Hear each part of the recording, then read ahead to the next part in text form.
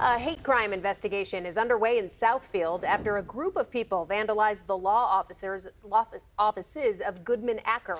Many of the messages spray painted on the building echo demands made by pro-Palestinian protesters at college campuses across the nation.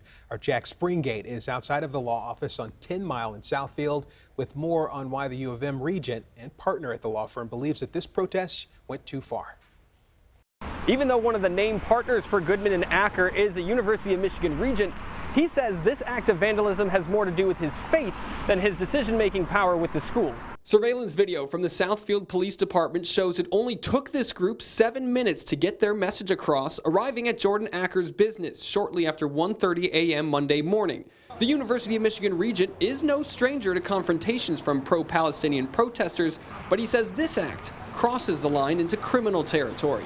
I was not targeted here today because I am a regent. I am targeted for this because I am Jewish.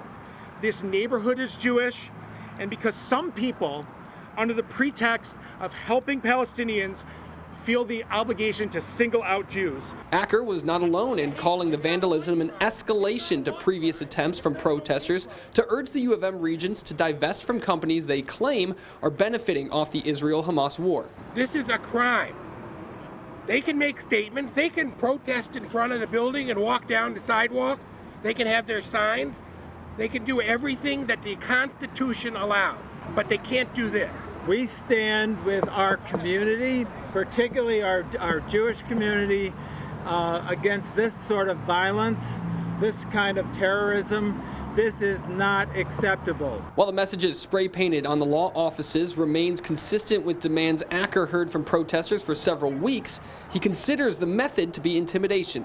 For that, he plans on meeting those responsible with a much more severe response than those who protested outside his home back in May. Police say this is being investigated as a hate crime, and those speaking at the podium emphasize the need for people who've seen something to speak up as this investigation continues. Reporting in Southfield, I'm Jack Springate, CBS News Detroit.